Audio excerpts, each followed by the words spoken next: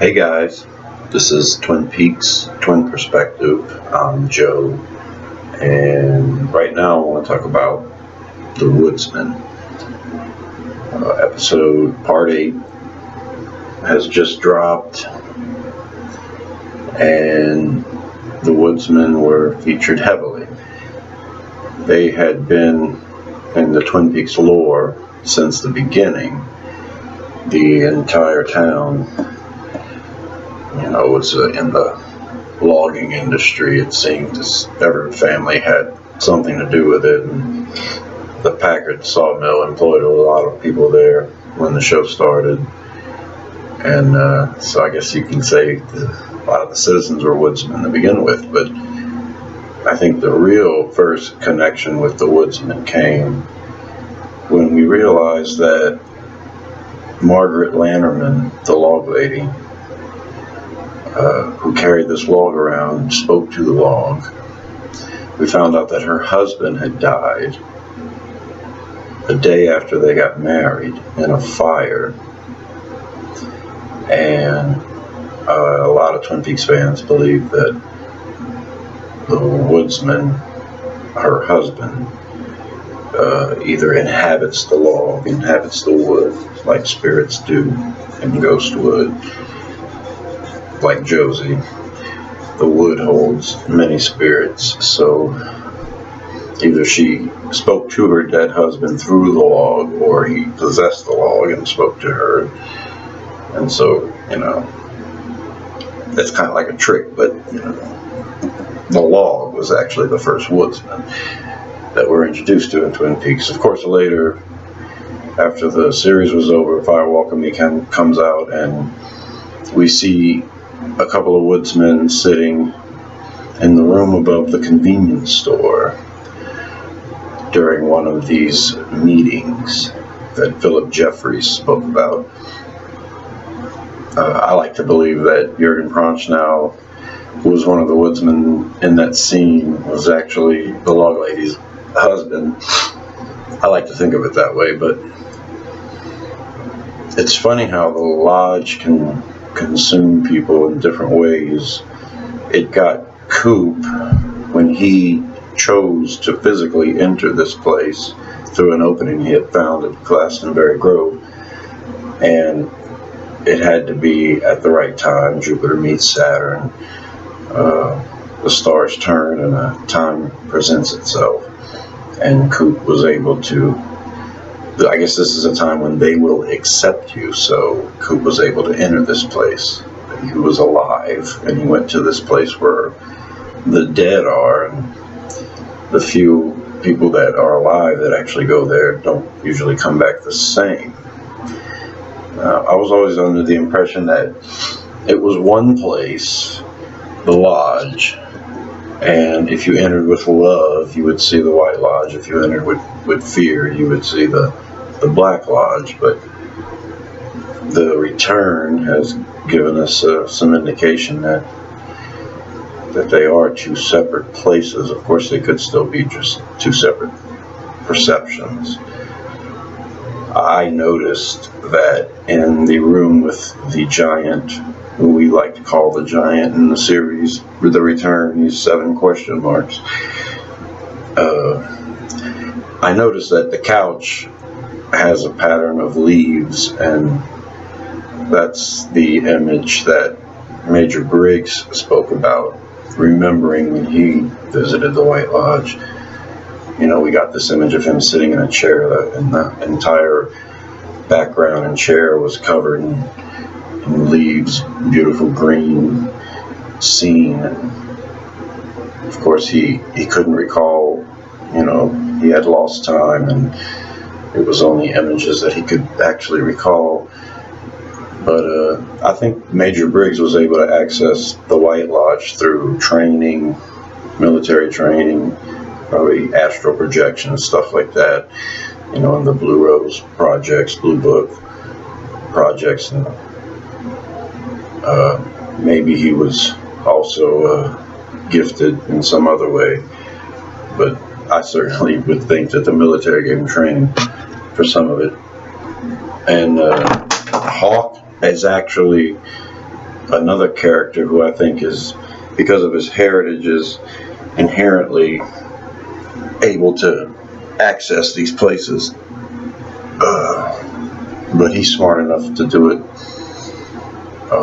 with his mind, probably through ritual, and there's definitely an acknowledgement that the lodges exist far before the series, took place. The time in which the series took place, the lodges have been mentioned throughout American history, according to the Secret History of Twin Peaks. And that's where I want to draw my thoughts on the Woodsmen. In reality, The Return was written and finished as a script by Mark Frost and David Lynch. And then Mark Frost decided to write The Secret History of Twin Peaks. So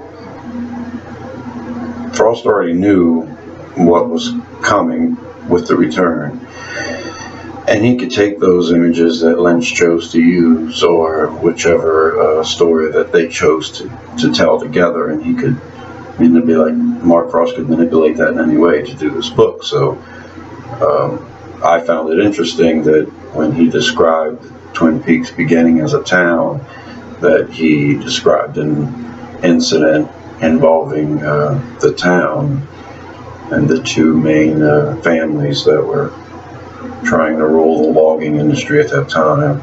It's like this greed of the whole town to rape and pillage the earth, which is something the Native Americans did not want to happen.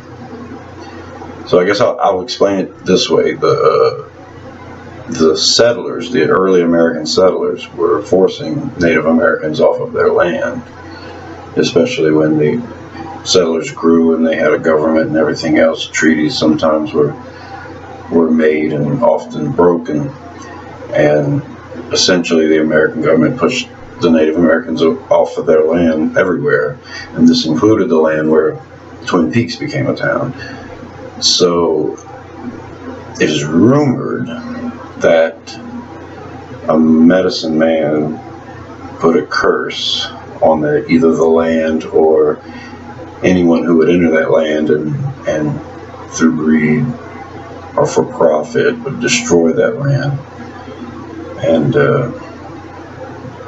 Twin Peaks started to become a town built on the logging industry, and the two main families at the time, competing families, were the Packards and the Martells. I only read the book once, and I use it to reference from time to time, but the way I remember it, the Packards had one side of the river, Martells had the other side of the river, and this is the river that leads to the falls, and they would clog the river with their shipments of their boats full of lumber or whatever, and it would back up for miles and miles and restrict other people from using the river. And one night, February 24th, 1902, there was weird colors in the sky and no rain, but somehow the river caught on fire. Some say it was a ball of fire that came out of the sky. Some say it was just a spark from thin air or whatever. But these boats with all these logs caught on fire. They called it the Burning River Incident, and the river burned for 7 days before the rain put the fire out. But in that 7 days, the fire spread to the shores and destroyed most of the town. Ultimately, the incident claimed the lives of 8 of the residents there.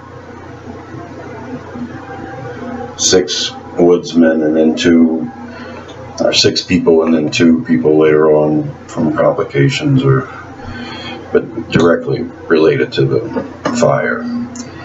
8. And my belief is that the 8 people were woodsmen, and the curse was that they have to serve the Black Lodge now. That was the curse that was put on the land, or the people that would do it. You know, their lives were lost in the fire, and now they serve the Black Lodge for eternity. And when the atomic bomb happened, this made the access, I think, easier. I think there was always a way for the two worlds to interact, but perhaps this atomic bomb just made it easier. Perhaps it allowed these openings when the Jupiter and Saturn meet, or allowed the spirits to travel through electricity for the first time, and they found it easier. So, you know, something like that. And okay, so we see the experiment in the void and spewing out all this evil, and we wonder if the atomic bomb created this. My interpretation is that the experiment, and the reason why they call this female form the experiment, it's kind of like the atomic bomb was an experiment. And this is the artistic impression of that experiment. But this nuclear test experiment created a fear and a potential death. It's like sealing the destruction of man by creating something like this, you know, and the fear that came after it was created, and of course the death that it caused when it was used. So all of that is what this thing's spewing out, you know, the fear and the death and everything else. So we see Bob, and we see these eggs. I think I see kernels of corn too, but they may just be other eggs.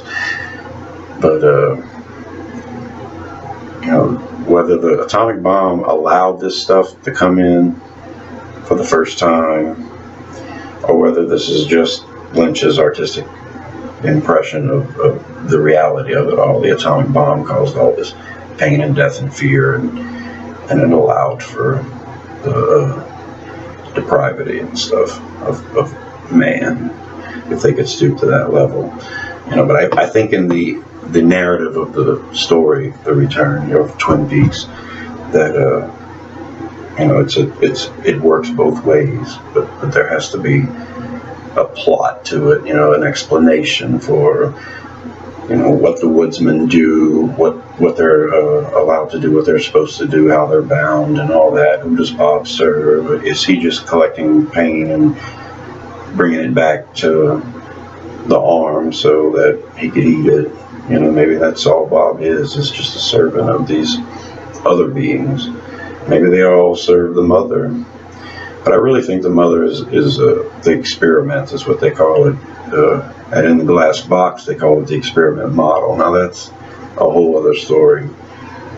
That could actually be Mr. C's attempt to duplicate the experiment, and that's why it's called the experiment model. It's not quite the experiment, but based on it. But that's getting into something else completely. I just wanted to put this down real quick about the Woodsmen and what I thought about it based on the book, and me being a rabid fan. So that's what I got for that, and I'll talk to you guys later. Bye.